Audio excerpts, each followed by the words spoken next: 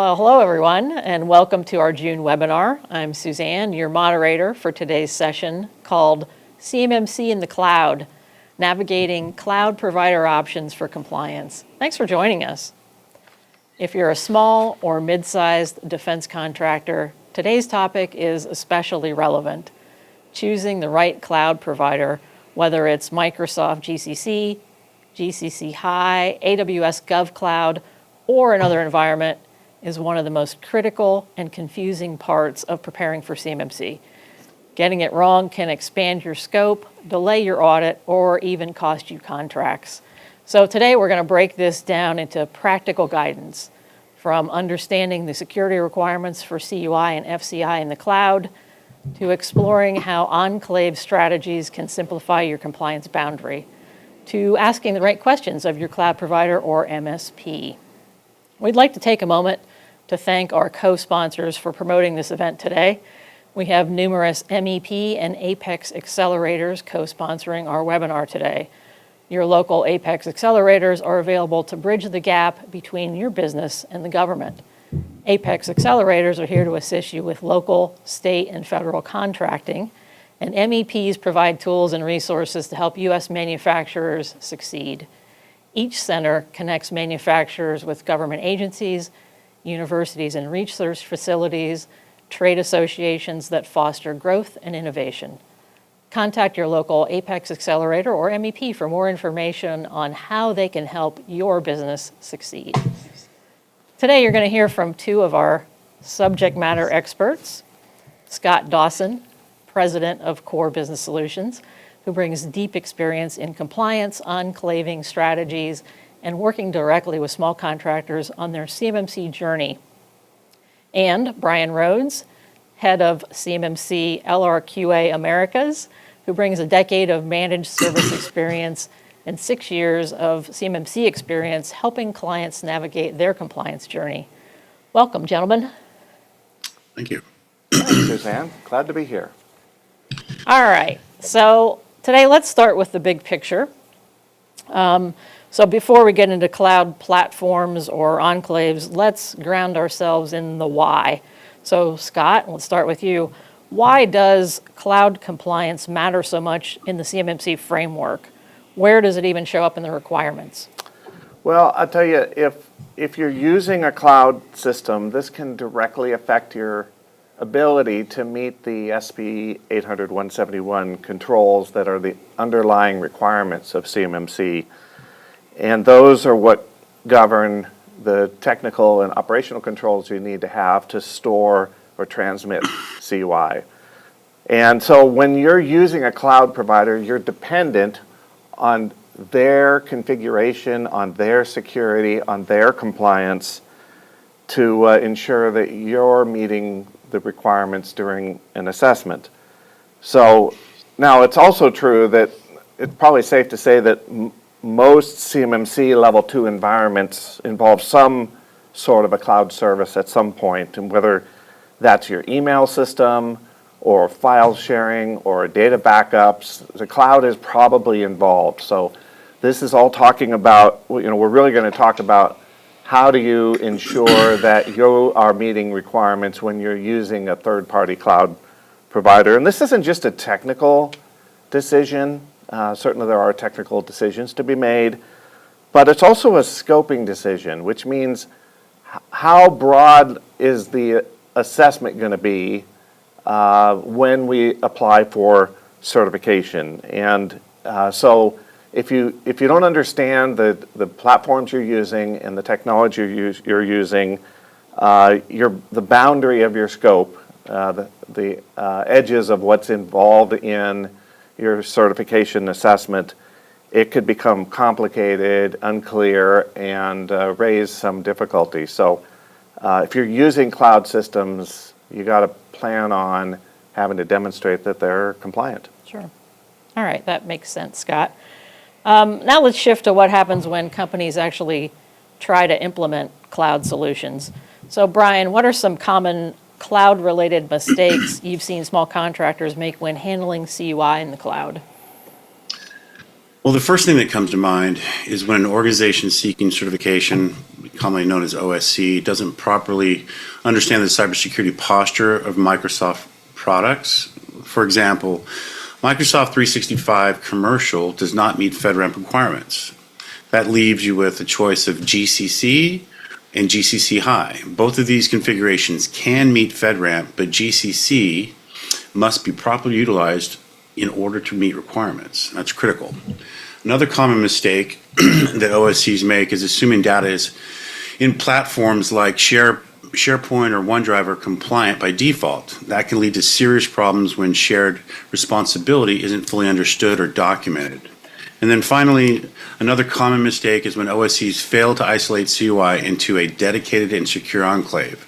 This leaves them vulnerable to scope creep or inaccurate boundaries. All things that can get you in the deep end real quick. Absolutely. That's a really good point about overscoping too. Let's talk a little bit more about the role and responsibility of the contractor. So Scott, when a small business is storing CUI or FCI, what are their responsibilities in the cloud? And does it change if they're using a third-party platform? Well, the responsibility is still yours. If you're, whatever systems you're using, if you're using a laptop and CUI has access to, or that laptop has access to CUI, then that you're responsible for what goes on in that laptop. If you're using something on your company's server, likewise, that's within the scope. If CUI is accessible or stored or maintained on that server, and that's the same with a cloud provider.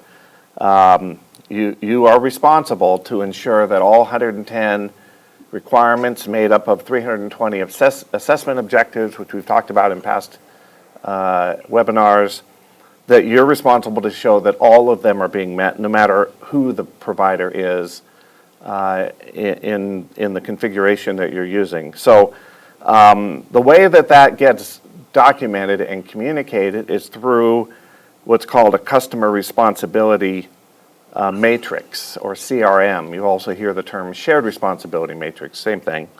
And what that does is it spells out what the vendor is providing in terms of security controls, and what you are then also what's your responsibility alongside or to address requirements that aren't being met by that external provider. So you're responsible for the selection of the systems you use, the compliance of the system that you use. So you've got to choose the right type of cloud platform, as Brian was saying. And FedRAMP, which is a federal government cybersecurity certification that's available to vendors that sell to the government, that's being used as a qualification for third-party cloud providers.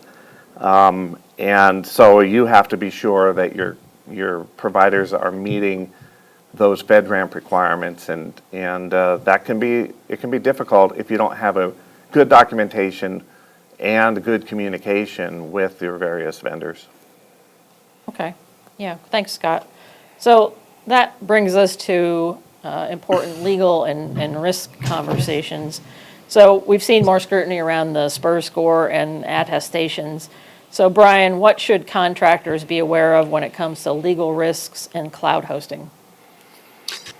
Well, the first thing you need to understand is that OSCs are legally liable for the accuracy of their supplier performance risk system, commonly known as a SPUR score.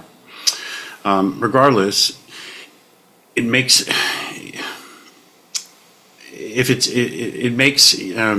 things are made by a third-party vendor, they are liable, right? If mistakes are made by a third-party vendor, they're liable. So that's a critical piece. OSCs can open themselves up to False Claims Act exposure if they use non-compliant cloud environments. Another critical risk can be created if you don't fully document your cloud stack. By that I mean, you need to ensure that your customer responsibility matrix, or CRM, is accurate, along with all network diagrams being accurately represented in your system security plan, your SSP. Those are three ways that you can get really in deep water when it comes to not understanding your boundaries or understanding your scope. Okay, good. Let's let's look ahead a little bit. Katie Arrington, in charge of CMMC in the United States, recently shared a strong prediction about where things are going. So, Brian, if AI is going to drive CUI classification in the future, how should small businesses prepare for that shift today? Well, I think it's safe to say that AI is here to stay at this point, right? I'm not certain that AI is going to, quote, drive CUI classification. What I will say is that what it can do is suggest or recommend classification based off of its large language modeling. Searching for similarities in previous markings would be a good indication of future status, but that's not the end-all be-all. However, I would caution anyone from relying on AI to designate CUI. Let's remember that CUI designation was designed to create consistency around all agencies handling sensitive information, not to create more confusion. The goal was to provide clarity. And traditionally, the DoD has struggled with marking CUI consistently itself. And if you utilize AI to augment these decisions, you will be compounding the problem if you leave it unchecked or you don't fact check it, right? My best advice is for OSCs to focus on the NIST and CMMC requirements to understand what types of documents and information are considered CUI. And if you're in doubt, seek expert experience with agencies like Core Business Solutions or LRQA. Good advice. All right. Now that we've talked about why cloud matters, let's dig a little bit into the options. So one of the most common questions we get is about Microsoft environments. Brian, I'll go back to you. Can you walk us through what are the differences between Microsoft GCC and GCC High, and how do those relate to CMMC Level 2? Okay. Well, the first thing to understand is that Microsoft 365 GCC can handle basic CUI if it's configured properly. This requires a thorough understanding of your network boundaries and configuration. Moving to Microsoft GCC High, GCC High runs in Azure Government, and it is FedRAMP High authorized. And that allows you to manage CUI basic, CUI specified, ITAR, which is international traffic and arms regulations, and then export data. GCC High is considered the gold standard for level 2 when CUI is involved, and so it can get you a much higher level of peace of mind, if you will. And then the thing you got to remember, though, the main trade-off is cost. GCC High is anywhere from 2 to 3 times more expensive than other Microsoft offering. The upside is that it provides necessary isolation and inherited controls. The downside is it's an expense that you've got to factor into your plan and your budget. I would say those are the most relevant differences in how they relate to CMMC Level 2. It's just kind of a peace of mind situation, or rolling up your sleeves and figuring out how to, if you can manage GCC, what would be considered moderate to meet the requirements that you need. Okay. But that does lead us right into the challenge that most small businesses face, which is balancing cost, compliance, and simplicity. So, Scott, when a small company is evaluating cloud platforms, how should they prioritize those factors? Well, it's easy to put cost first. Gee, we don't want to spend the money, so we'll find the cheapest route, to get this done. But if you don't start with compliance, then you could miss compliance. In other words, you could jeopardize your ability to meet the requirements of NIST 800-171. You could raise a lot of questions and concerns during an assessment, and you could frankly fail the audit, which could be more expensive than doing it right the first time, right? So you've got to think about compliance, and you've got to understand when you're selecting a service, and we're using Microsoft as an example here today. There are a lot of them. But you've got to understand, how does this help us with compliance? Where are the gaps in compliance? What is the customer responsibility matrix saying in terms of our responsibility versus the vendor's responsibility? And so it can be complicated. It can be overwhelming, especially if you don't have a technical expert that's available to you. A lot of small businesses, they get their network running. They figure out how to run a backup. Maybe somebody on the team has some computer background, so they kind of get dubbed the IT guy or the IT gal. But when you're talking about these compliance requirements, they're in depth and they're complicated. And you have to think your cost is not just the cost of these systems, it's the cost of the people that are going to have to implement and maintain those systems. So you got to look at kind of a whole picture. Now there is an off-ramp, if you will, kind of an easier path. It's called an enclave. I think Brian or Suzanne mentioned that earlier. But an enclave is where you segment a separate, I'll call it a separate system or a separate portion of a system.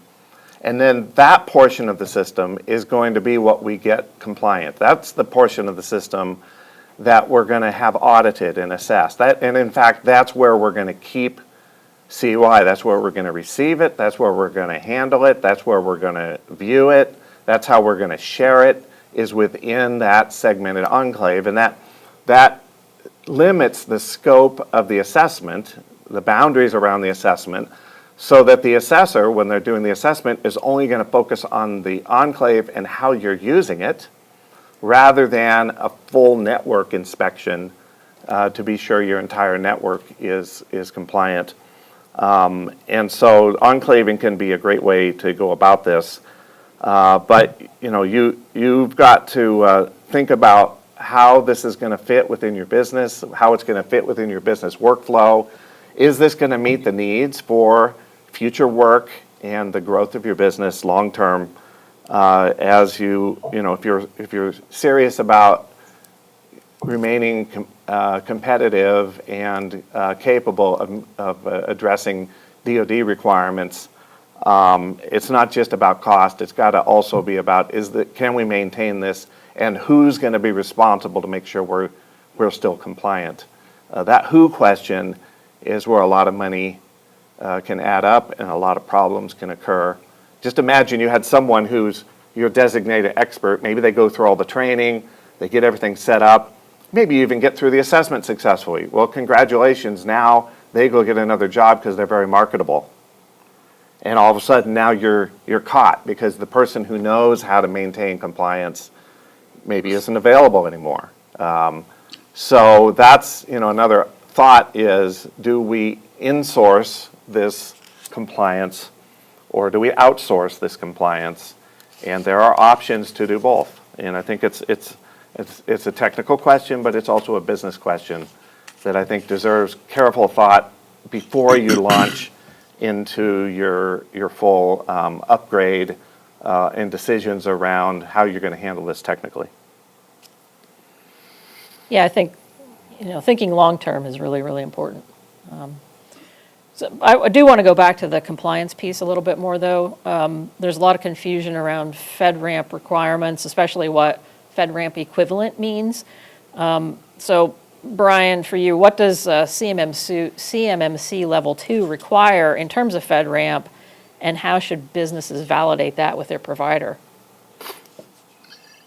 Well, any cloud environment processing, storing, or transmitting controlled unclassified information, commonly known as CUI, must be FedRAMP moderate authorized or equivalent. It's just non-negotiable under 32 CFR 170.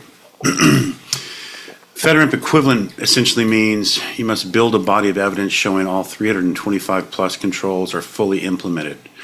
And let me just tell you, that's a tall order, and some providers are unable, and frankly, some are unwilling to get there. And that's unfortunate, but that's the world that we live in right now. The best way to validate these controls are in place would be to ask your external service provider or any third-party vendor that you're utilizing to provide you with a system security plan and a customer responsibility matrix that they should have readily available. These are things that you don't just cook up in a minute. They take months, sometimes even a year to really vet out, and depending on the complexity of the client or the company, they're always going to be evolving. And so you've got to stay on top of those. You're going to hear that as a theme throughout today's discussion.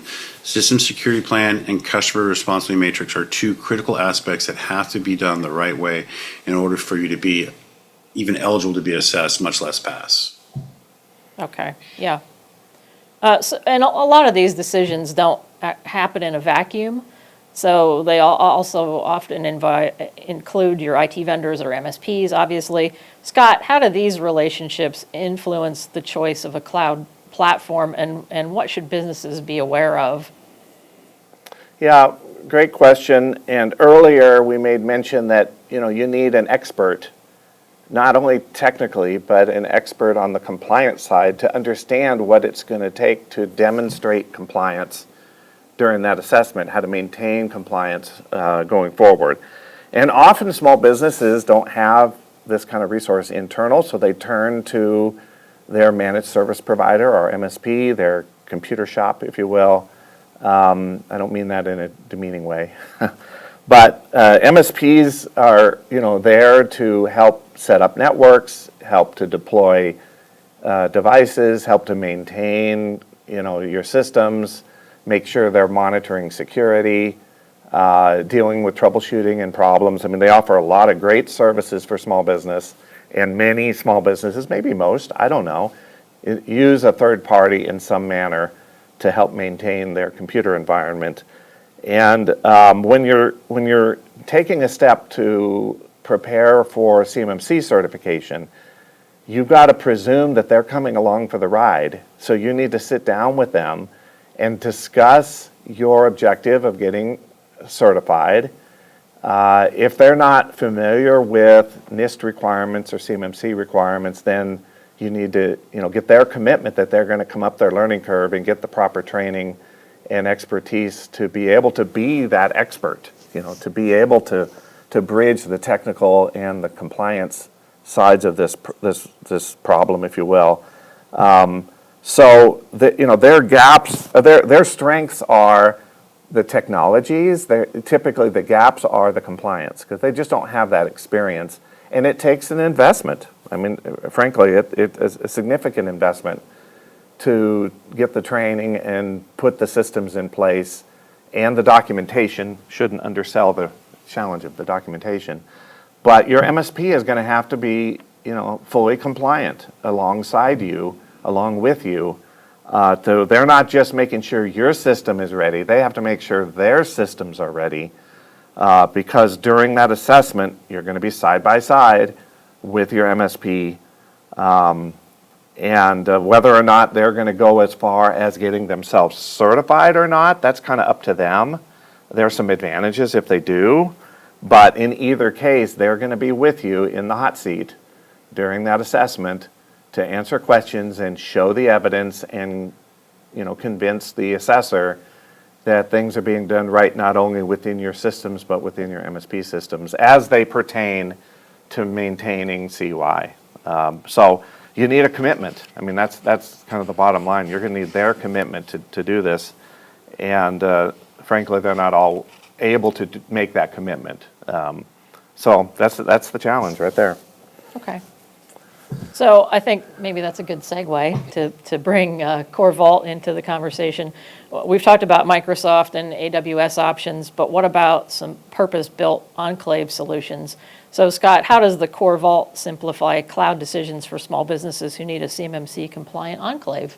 Yeah, great question, Suzanne. And I want to use this to kind of illustrate a point. We're not trying to make this a plug for Core Vault. But as we mentioned, an enclave is a separate, segregated system. Boy, that's a great alliteration, isn't it? That is designed from the bottom up to meet these requirements. And there are people responsible to maintain that system so that it retains that compliance that's so critical. And as important, it can exclude your own computer network from the assessment.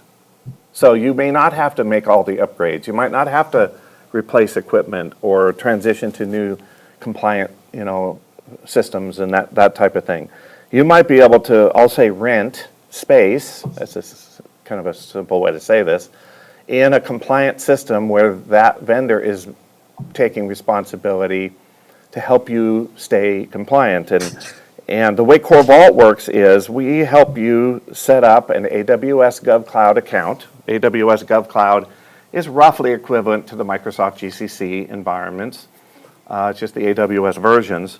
So we set up that account with your help, and then configure that system to be in compliance. And then as your MSP for your Vault, Core Business Solutions technicians will maintain that the vault.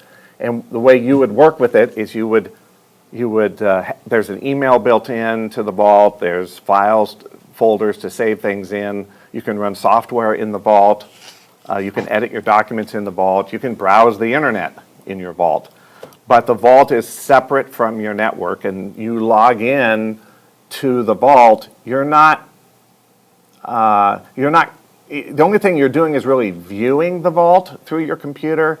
The data is not being copied down to your computer in order for you to view it. That becomes a very important part of the boundary of this, that the data is going to stay in the secure environment of the vault. So Vault, like other enclaves, are designed to be compliant with the requirements of NIST 800-171. We can meet 80 or 85 of the requirements. I'll say out of the box, but there's no box.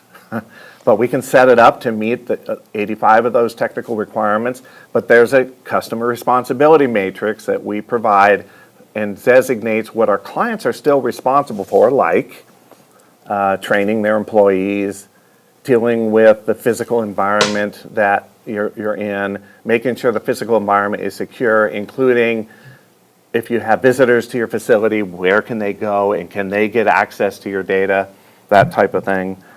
So there are things that, regardless of whether you're using an enclave provider or a cloud provider, you're still responsible for. And a good partner is going to spell out what you need to do, what they're already taking care of, and they're going to sit with you in the hot seat during the assessment and help make sure that that assessment is successful. But an enclave can be an off-ramp from all these complexities of figuring out what systems to use and how to make sure those systems meet all the requirements. All right, another good segue there. So since we're talking about enclaves, let's zoom in a little bit on that concept.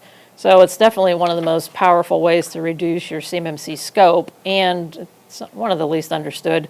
So Scott, why is enclaving so important for CMMC, and how can it dramatically reduce cost and complexity? Yeah, and that's true, especially true, Suzanne, for small business, because they just don't typically have the experience and the expertise and, frankly, the money to make sure all their systems are upgraded. So it isolates your CUI into a secure environment that's set up to meet the requirements. That's the simplest way to explain it, and it cuts down the number of assets. One type of asset would be devices that need to then be inspected during the assessment. So your computer servers and all your laptops and all of your other, the switches and routers and other technical equipment, none of that is involved because the CUI can't touch it.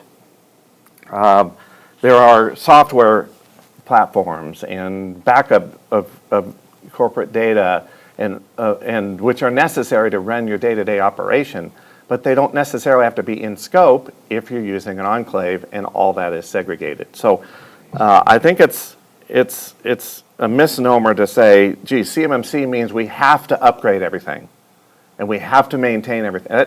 That can be true, especially if your business primarily does work related to DoD, and most of the customers that you support are in the defense industrial base. There's a lot of CUI that's involved. Maybe the majority or all of your employees touch or view CUI as a regular part of their responsibilities. Well, I don't know that an enclave is a good fit in that case. I think in that case you get a really solid MSP partner and do the lift of your network getting in compliance. But if you have a few people and a few documents and a few customers, this could be the way to get through this initial certification, and you can change your mind later. You're not locked in forever to one approach or another. But I think it's important to just understand, for those who aren't technical, like me, to just kind of understand what are the big picture choices I need to make so that we put our business on the best chance of success in all of this. And honestly, Suzanne, you brought up cost earlier. Not break the bank while you're doing it. I think that's important. Absolutely. Yeah, that makes a lot of sense too. So on the technical side though, and I know Brian is technical, Can you describe for us, Brian, what a typical cloud-based enclave and architecture looks like that would pass a level 2 CMMC audit? Okay, yeah. Well, a compliant cloud enclave typically includes the following, not limited to these, but these are definite cornerstones. You've got to have FedRAMP moderate or high cloud, or FedRAMP moderate or FedRAMP high. Gosh, let me get that out again. You need GCC high or you need GCC moderate, but a high cloud platform such as GCC High and AWS GovCloud. The second thing you need is a zero trust network. Zero trust network access to control and monitor the access to the systems itself. And then I would say you've got to count on security tools like endpoint detection, SIEM logging, multi-factor authentication, MFA, encryption, FIPS 140-2. These are all buzzwords and acronyms that we can certainly outline if people have questions, but those are the core things that I would say that you got to start with, right? And then the next thing you're going to consider is the system must be fully documented. Again, back to the SSP, and it needs to include clear role-based access controls, boundary protection, and logging mechanisms. Those are all ways to monitor and control the environment and prove that you're doing those things. And then what really makes an enclave compliant is it's not just the tools, it's the documentation, the configuration, and evidence that tie it all together. And that's why this is sometimes considered a very heavy lift, because conceptually it makes sense. You're trying to protect data and you're trying to do it the right way. But then you've got to also document and prove and show evidence, and all those things are requirements that CMMC and NIST 800-171 enforce. And so customers they get bogged down, or potential OSCs seeking certification just get bogged down and don't know where to start or how to finish. And that's where expertise comes in, and the things that we're trying to share with you here today from CBS and LRQA and all the other people in the industry that are willing to do these things and help. That's a critical piece. There's help out there for you. You know, Brian, it made me think that those criteria that you were discussing, those responsibilities that an enclave provider would need to provide, you could turn that into a list of questions, right? It could be like a way to qualify. Do they have the right technology? Is the systems, any cloud systems, are they FedRAMP moderate or equivalent? Do they have the documentation? So you really need to vet whatever direction you go. Would you agree? It's funny that you say that. So two forms to that. When I meet with clients and have discussions on what they need, I have about I try not to tell them this, but I have about 30 questions that I'm going to go through, and I'm going to be asking about their managed services and how they do things internally and who's doing what, and really get a handle on things. And the same thing, to your point, can be turned around. You have to be thinking, or either you as an OSC or somebody that you trust, or a third party advisor that you've partnered with, has to ask those tough questions to these vendors. Because again, I'm not trying to say that vendors aren't trying to do the right thing. I'm saying sometimes they don't even know what they're supposed to be doing, that's right, or what the requirements are. And so if you don't vet that out, and you can go down a path. I could tell you horror stories of companies that I've worked with that have gone, $50,000-$100,000 down this problem and landed at the same starting point that they started a year before, and they just didn't know. They didn't know what they didn't know. Yeah, and that blows the budget right there. I mean, you're trying to be cost effective, and you're starting over. That's not going to help. It's very frustrating for the OSCs, and we feel sorry when I run into those types of clients, and I do the best I can to try to help them as fiscally responsible as we can, but we can't undo the past. And it's really, that's why thank you for inviting me again today. That's why these types of messages are so important. I hope that the general population out there is listening to this conversation and really thinking through their strategy and maybe getting some ideas on how they can prepare and not get caught into a bad situation with little to no knowledge. Right. We've got a few questions. I think I'm going to save them for the end because some of it I think we're going to cover. But, and I think we've just been touching on this. Not everybody has the in-house expertise to build these tools from scratch. So, Scott, what kind of turnkey or managed enclave solutions are really most practical for small businesses without these deep technical resources? Yeah, I mean, any fully managed enclave like Core Vault it takes that burden of having the IT expert off the table because you're relying on the provider to provide that expertise. And so you already get a system that's already pre-mapped and pre-configured and pre-set up to meet those CMMC controls. But you also still need internal policies for how to use the enclave, how to handle CUI, how to ensure that it remains protected. And a good vendor, a good provider is going to help you with those policies and help you get those in place. So you know, policies, training, those are still going to be your responsibilities. But the heavy lifting, as Brian said, patching and logging and documentation, you can rely on a good partner for that. And so if you have a 2 to 20 person firm, or maybe 2 to 20 people who need access to CUI, not your whole firm, the enclave can be a great way to pass that audit without you having to become a cybersecurity expert of some sort. Great. I think it's important for us to talk about also what not to do. So, Brian, what kind of mistakes do you see when companies try to build their own enclave or when they assume something is out of scope but really isn't? Yeah, that can be a lengthy discussion, but I'll try to encapsulate it here as best I can. Common mistakes include, but let me say are not limited to, some of the following. Using Microsoft 365 Commercial, okay, the general email to process, store, transmit CUI. This immediately fails the FedRAMP requirements, and it can happen real quick, especially if people aren't educated on what they're doing and how they're doing it.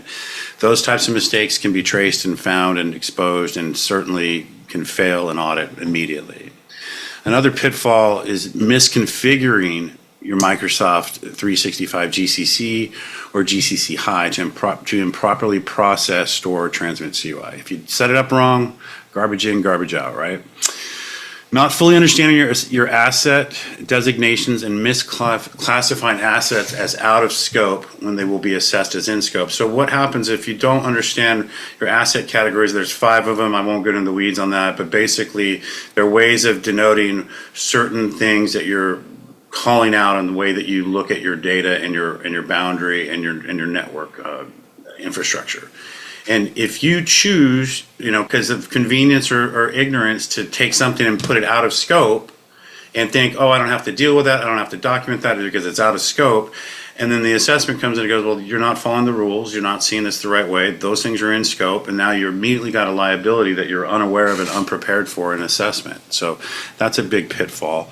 And then another issue I see are companies exhibiting an over-reliance on firewalls, VLANs, without role-based access, encryption, or centralized logging. You can get way out of position real quick with just these small little things that if you're not on top of or don't understand what you've got to do about them, you're going to get into the deep end of the pool again. And then finally, the best advice I can give is that OSCs should design their solutions from the audit backward. And by that I mean thinking, or but thinking or understanding or trying to figure out how an assessor will ask for, what they'll ask for, and engineer your boundary accordingly.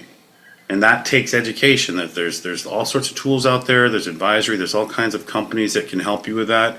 But you can also self-educate. There's CCP courses that are beneficial to companies to learn the ins and outs. There are professional courses that they do cost money, but that's another avenue for you to coach up your staff and make sure that they can help you as an organization or as an owner to navigate these tricky things. Yeah, I understand that, designing from the audit backward as an ISO person here. So, yeah, we've talked about cloud platforms and enclave strategies, but a lot of these small contractors are working with external providers already who manage these environments. So, Brian, let's start with the basics. What is a customer responsibility matrix? We've mentioned it a couple times here already. And why is it so important for cloud compliance under CMMC? Yeah, it's a great point. Customer responsibility matrix clearly defines which CMMC NIST 800-171 controls are handled by the cloud service provider or the MSP or the ESP. We've got all these buzzwords. They all kind of mean similar things. An ESP is a catch-all external service provider. The cloud service provider has a certain designation that makes them FedRAMP required. And then a managed service provider can't avoid all of that, just depending on how they set their networks up and how they interact with your network. Basically, CRMs are the final authority on responsibilities between all parties. So think of it as your sheet of truth, right? Like Brian does this, and Scott does that, and Suzanne does this, and we have a clear understanding of whose responsibilities are what, and it allows us to work cohesively as a team to meet the goals of compliance, right? They have to be meticulously written, consistently updated, and agreed to by all the parties, right? Everybody needs to, you can't assume that, Scott thinks Brian's doing it and Brian thinks Scott's doing it and nobody's doing it, then you're going to really be in a bad spot. Finally, if your CRM is missing key data, outdated, or doesn't align with your system security plan, there's that phrase again, we've been talking about a system security plan quite a bit, you will fail that control even if your technology is sound. But what that means is you could be doing it right and you could be doing everything to perfection, but if you don't have it documented and controlled and provable, then you're not going to meet the requirements. And so that's a critical thing. The system security plan is one of the first questions that I ask people if they even know what it is, number one. And number two, have they tried? Right? You have to make a swing at your system security plan that will get you to open your eyes on what this process is really going to be about. And it's the first step, and it's the most critical thing. You have to have a system security plan to be even eligible to be assessed. Right. So that brings up another somewhat related question for small businesses who are vetting their suppliers. Scott, when a company is working with an MSP or IT vendor, what kind of questions should they be asking to ensure CMMC alignment?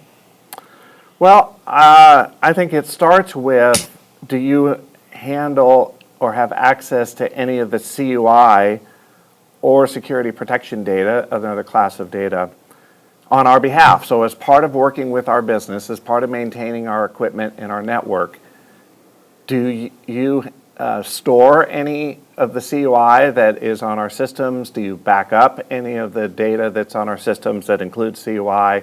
Can you access the network in a way that you can view and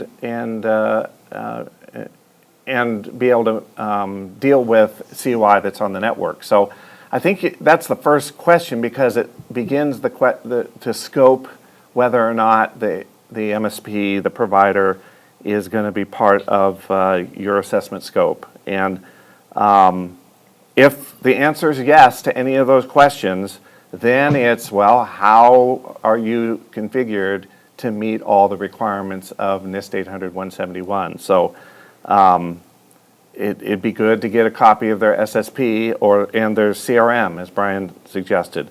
It'd be good to understand, do they have the FedRAMP documentation, what's called the body of evidence, that can prove that any cloud provider they're utilizing is meeting FedRAMP, or if they are the cloud provider, whether they're meeting the FedRAMP requirements.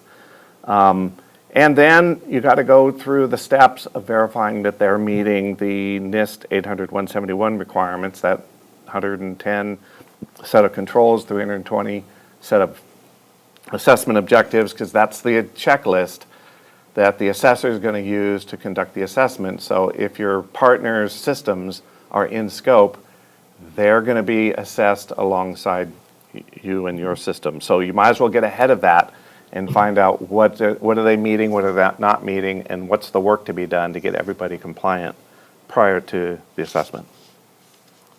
Okay, and keeping in line with service providers, we've seen a lot of confusion about whether providers themselves need to be assessed.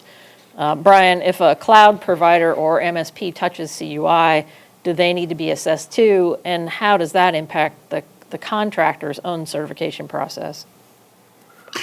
So here comes the old faithful of answers. It depends. Oh boy. Of course it depends, right? We can try to unpack this as best we can, but it is got some nuance to it. So the first thing I'll say is if an external service provider processes, stores, or transmits CUI, they must meet FedRAMP moderate or FedRAMP authorized requirements, period.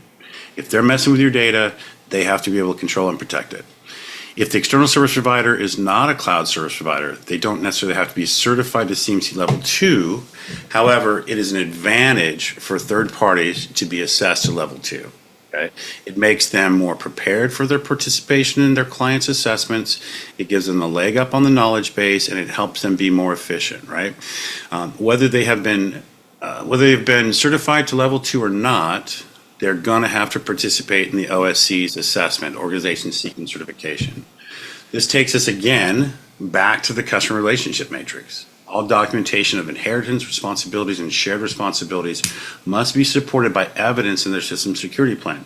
So the way to think of that is, the more educated and sophisticated your external service provider, your MSP, your cloud service provider, if they're doing their job right, their job's going to be easier for them to help you defend or produce the documentation that you need to be successful in an assessment.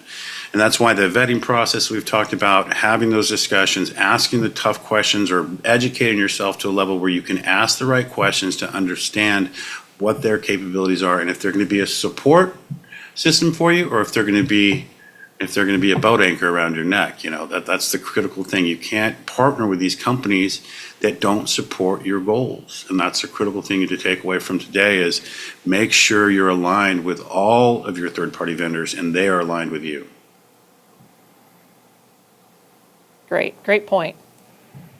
Well, let's close this segment with a reality check of sorts. A lot of companies feel overwhelmed by all these decisions, the jargon that Brian was talking about earlier, the vendor noise.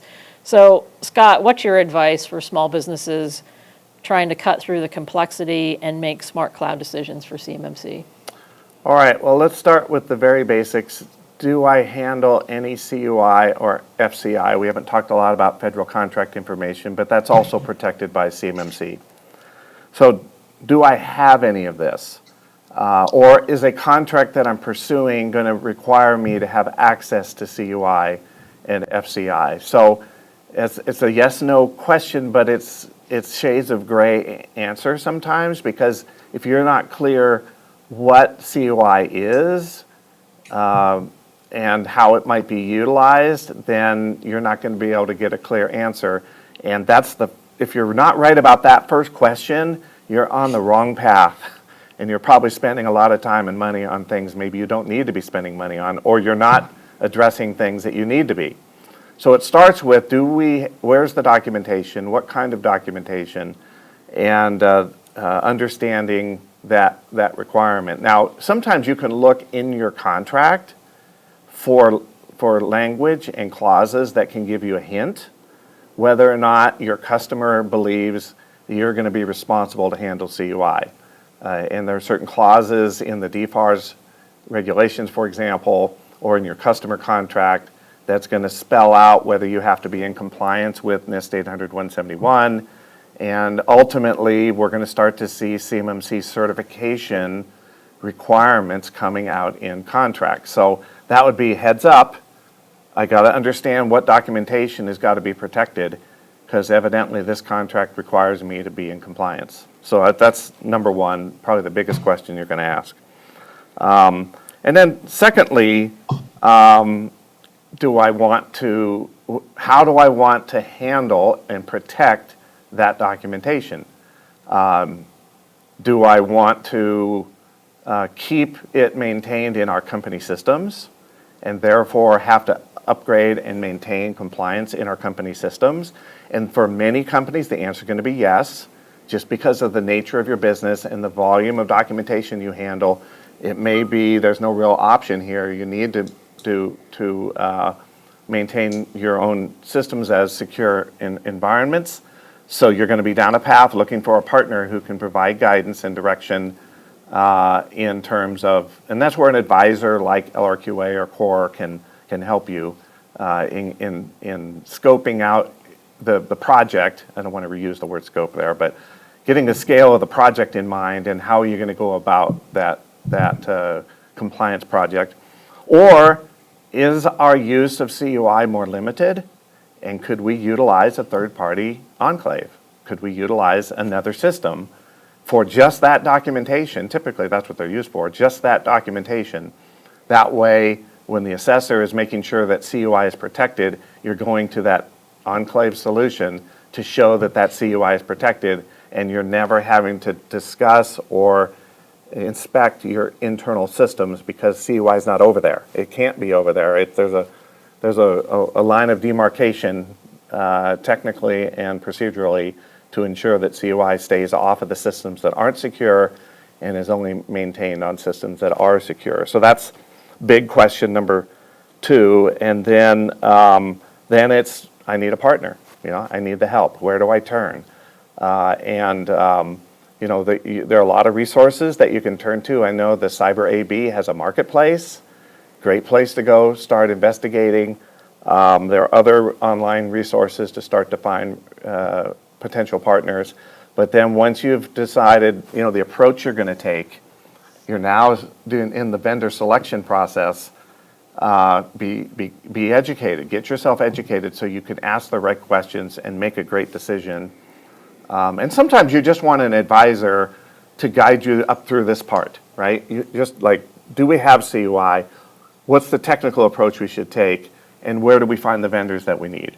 An advisor can help you through just that part of it, or they could take you further into full compliance. So, you don't have to do this alone. I mean, I realize using third parties can bring some expense, but as Brian pointed out, doing it wrong can bring more expense, and failing an assessment can really start to bring in not only the cost side, but the lost opportunity. A lost opportunity on a contract, let's say, can cost a lot more than the homework up front, which is what we're trying to highlight here today. Very good. We do have a couple of questions, and I think we have a minute or two for a few. So I'll let either of you answer. But I think the first one is kind of a two-part question. The first part was, do you think an enclave would work for a construction contractor who primarily works for the DoD? But part 2 is kind of a caveat that said, before we bid a project, we always ask if that project contains CUI, and so far the response has been no. Well, that's a dilemma, isn't it? Yeah. Brian, you want to take a shot at that one? Yeah, I've worked with some construction. We've helped some construction aid companies. The biggest challenge construction companies have is they typically have drawings that are considered FCI, Federal Contract Information, that exposes you to level 1, self-attestation. If it's sensitive information and you're working in sensitive areas, you can get into a position where you have level 2 requirements as well. The best way to prepare for that is to start doing laying some foundational cybersecurity hygiene, if you will. It's not too hard to take some of the basics on control access, to put in some policy procedures. There are some complementary policies and procedures out there that can give you a head start on looking in and behaving in a cybersecure way.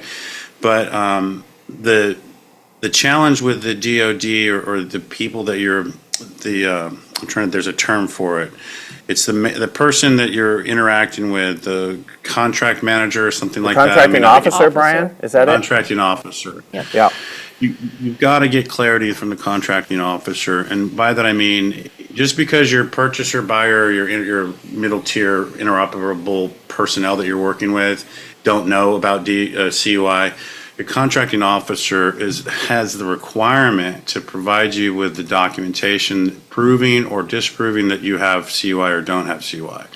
That's the clearest way that you can absolve yourself from the liability of receiving CUI at unawares and then having them turn around and giving it a gotcha moment, or for them to claim the funny thing is this is a way that you can stop overmarking. That's a true problem in the industry too, is because CUI is complex and a lot of people don't understand it or what the requirements really are, they just start marking CUI and everything, and then now you've got a bunch of stuff that's frivolous that you really shouldn't be protecting, that maybe it's not frivolous, but it doesn't need to be protected to that level and doesn't need to put you in that situation. So contracting officer is the first step. And we can certainly, hopefully everybody's going to know that I'm on LinkedIn, as Scott is. If there's questions we don't get through here today, feel free to reach out to me directly. I'm open to, giving advice and helping out as best I can. Absolutely. Okay, and maybe one more quick one here. Well, first a comment that, and I totally agree with this, Frank, that, this seems in general like a lot of work for these solutions that may go out of technical relevance, quickly in the marketplace, which is absolutely true, which is probably why you want to get advice from folks and and your third-party partners. But the question is then, does encryption help avoid some of this compensation with all these controls? Does encryption help in keeping you out of trouble at all? Well, encryption is required. So Yeah. at all phases or all steps in the lifetime journey of CUI in your organization, that data needs to be encrypted. So encryption is one of the 110 requirements, and there's a certain level of encryption you have to maintain, but it doesn't reduce the complexity of compliance in any way. It's just one of the requirements of NIST 800-171. Brian, did I get that right? Yeah, it's the standard is FIPS 140-2. I Yeah. invite you to Google search that. You'll get what it's about and see how it can help. But it's Doesn't not reduce a, scope, it's not, right? By Right. using yeah, encryption, it's not a it silver doesn't- bullet. It's not going to save you any other efforts. But again, when you talked about the technology changing and things developing, the thing to remember is cybersecurity is going to be here to stay, no matter how it's enforced or how it's protected. The tools may change and may improve, but the tenant requirements are much more than just IT. And that's the other thing we didn't really talk about today because it's very oriented around Enclave. But CUI and CMMC practices are about a holistic change, organizational change. And the sooner you get your mind wrapped around that HR is involved, how you onboard people, how you exit people, there's a lot of other intangibles. There's physical protection. You have to have signage in the right places. You have to control access. And there's a whole other thing. We've been focused on IT, enclaving today, but there's so much more to this that you need to be aware of. All right, well, thank you so much. I think we're going to wrap up today, so thank you, gentlemen. So that does wrap up today's session on CMMC in the cloud. I hope you're walking away with greater clarity about what's required, what your options are, and how to make smarter, faster decisions when it comes to cloud compliance. We encourage you to take today's content back to your team, review your cloud architecture, and make sure your current or planned environment aligns with your CMMC level and contract expectations. A big thank you to both Scott and Brian for sharing their insights today. And thanks to all of you attending and asking great questions. If you need help, reach out to our co-sponsors that are your local Apex Accelerator or MEP. They're here to support your journey. And of course, you can contact us at Core Business Solutions. We're always ready to assist you with gap assessments, documentation, Enclave support, and our cloud-based Core Vault, designed to simplify and accelerate CMMC compliance. Be sure to check out our YouTube channel, where we have numerous videos to help you in your journey to CMMC compliance. And you'll see us next month for our July episode, when we cover mastering CMMC assessments, what you need to know. Until then, stay safe and stay compliant.